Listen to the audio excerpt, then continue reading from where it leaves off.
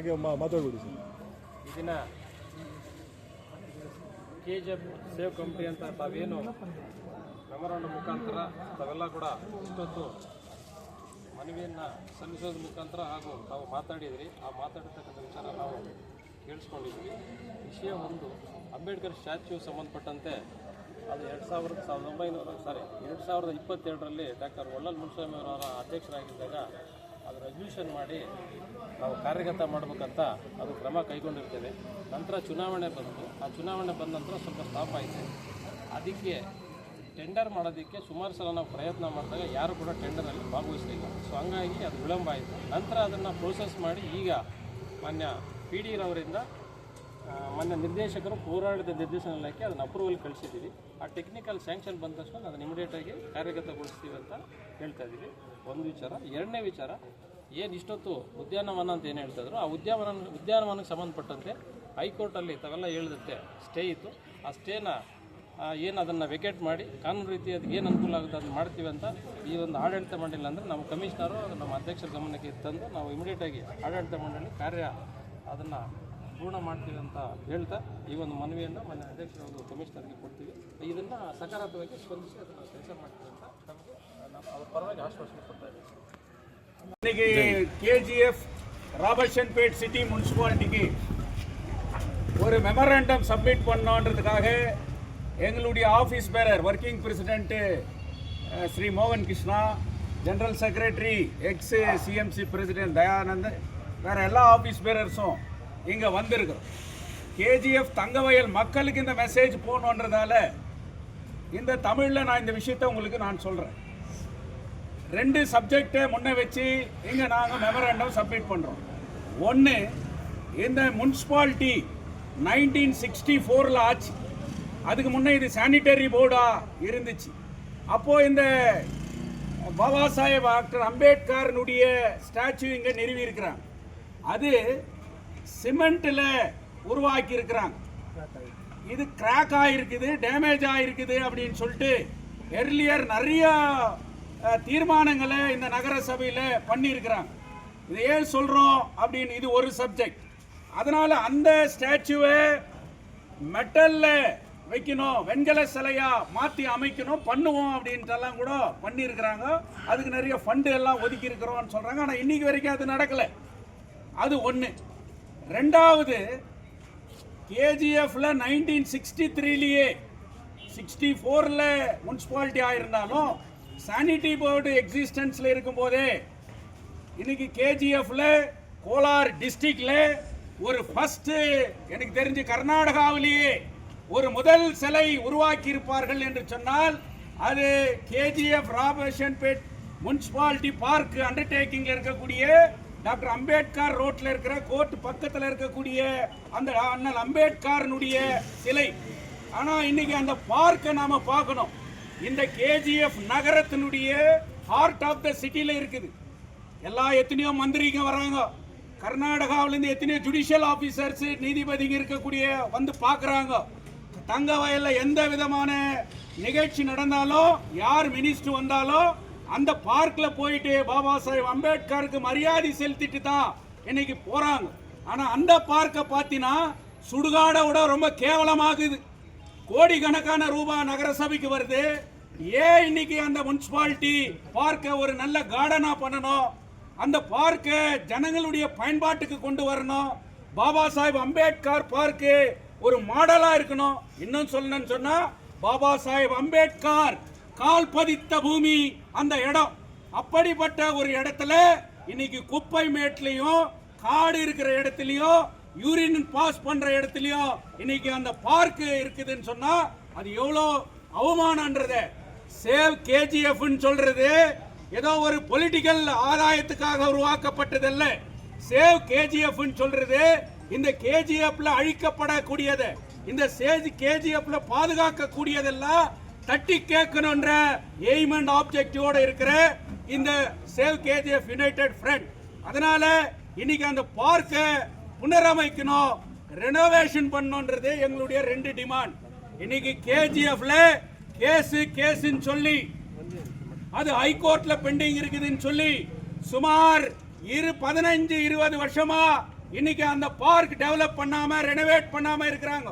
கர்நாடக ஹைகோர்ட்ல அந்த பார்க்கை ரெனோவேட் பண்ணக்கூடாது, கார்டனா மாற்றக்கூடாது, அதை பராமரிக்க கூடாது அப்படின்னு சொல்லிட்டு எந்த ஸ்டே ஆர்டரும் இல்லை.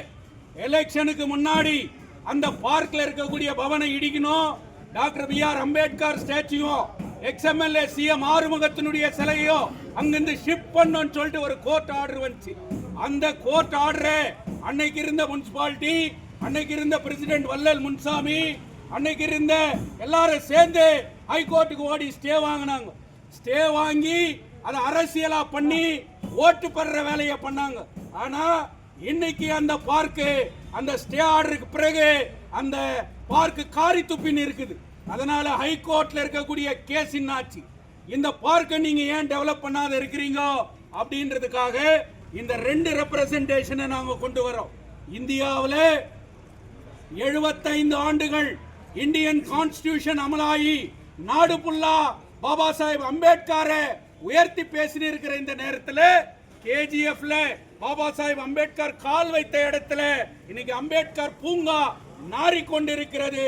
கோடிக்கணக்கான ரூபாய் முனிசிபாலிட்டிக்கு வருது. ஆனா இந்த ஒரு சிலையை மாத்தி அமைக்கிறதுக்கு யாரும் முயற்சி பண்ணலன்னு சொல்லி save KGF United front warn பண்றோம், ரிக்வெஸ்ட் பண்றோம்.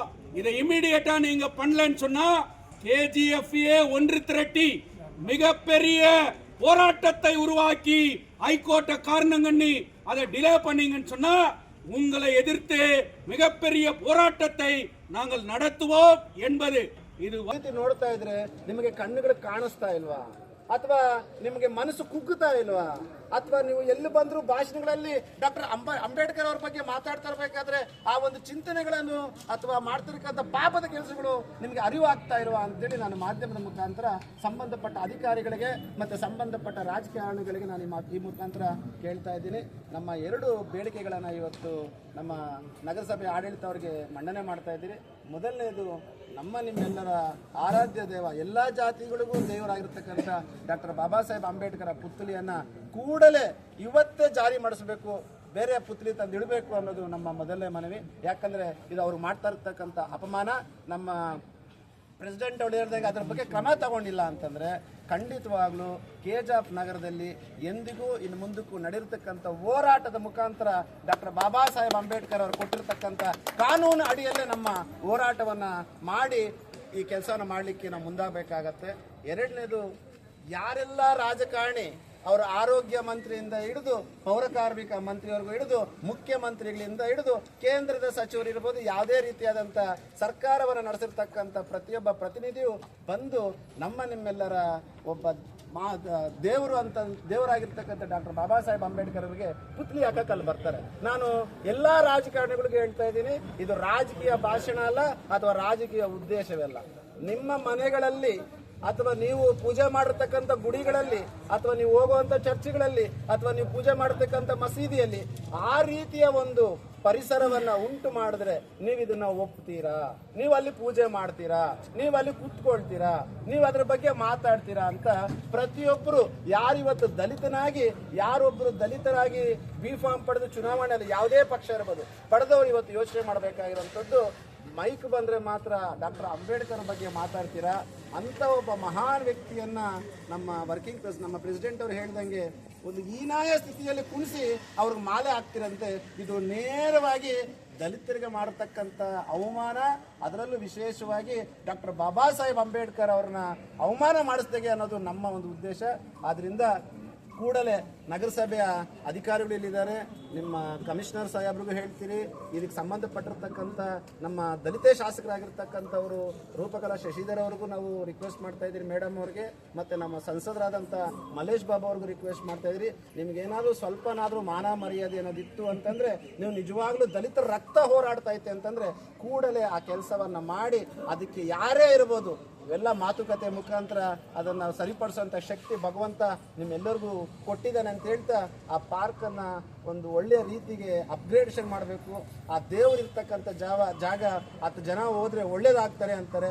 ಬಟ್ ಇಲ್ಲಿ ನಾವು ದಲಿತರಲ್ಲಿ ಹೋಗ್ತೇವೆ ಅಂತಂದರೆ ಡಾಕ್ಟರ್ ಅಂಬೇಡ್ಕರ್ ಅವರ ತತ್ವ ಸಿದ್ಧಾಂತಗಳನ್ನು ಅಳವಡಿಸ್ಕೊಳ್ಳೋದ್ರ ಮುಖಾಂತರ ಎಷ್ಟೋ ಜನ ಪರಿವರ್ತನೆ ಆಗ್ತಾ ಇದ್ದಾರೆ. ಆ ಪರಿವರ್ತನೆ ಮಾಡತಕ್ಕಂಥ ಒಂದು ಸ್ಥಳ ಭಾಳ ಸುಂದರವಾಗಿಡಬೇಕು, ಅವ್ರನ್ನ ಗೌರವಿಸಬೇಕು, ಅವ್ರನ್ನ ಪೂಜಿಸಬೇಕು ಅಂತಂದರೆ ಮೊದಲು ನಮ್ಮ ಮನೆಯಲ್ಲಿ ಯಾವ ರೀತಿ ದೇವರನ್ನ ಇಟ್ಟು ಪೂಜಿಸ್ತಾ ಇದ್ದೀರೋ, ಯಾವ ಪರಿಸರವನ್ನು ಇಟ್ಟಿದ್ದೀರೋ ಅದೇ ಪರಿಸರವನ್ನು ಅಲ್ಲಿ ಮಾಡಬೇಕು.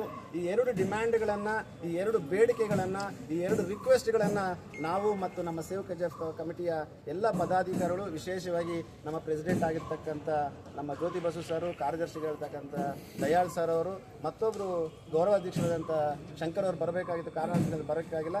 ಎಲ್ಲರೂ ಸೇರಿ ನಿಮ್ಗೆ ಮನವಿ ಮಾಡ್ತಾ ಇದ್ದೀರಿ. ದಯಮಾಡಿ ಇದು ಸೇವ್ ಕೆಜಿಎಫ್ ಕಮಿಟಿಯ ಒಂದು ಮನವಿ ಮಾತ್ರ ಅಲ್ಲ, ಪ್ರತಿಯೊಬ್ಬ ದಲಿತನ ಮನವಿ ಅಂತ ತಾವು ಸ್ವೀಕರಿಸಿ, ಯಾವುದೇ ಮುಂದಿನ ದಿನಗಳಲ್ಲಿ ಅಹಿರಿತ ಘಟನೆಗಳಾದರೆ ನೇರವಣೆ ನಗರಸಭೆ ಮತ್ತು ಜನಪ್ರತಿನಿಧಿಗಳಿಗೆ ಅಂತ ಹೇಳ್ತಾ ಈ ಒಂದು ಬೇಡಿಕೆಗಳಿಗೆ ತಾವು ಸಕಾರಾತ್ಮಕವಾಗಿ ಸ್ಪಂದಿಸಬೇಕಂತೇಳಿ ಮನವಿ ಮಾಡ್ತಾ ಇದ್ದೀವಿ.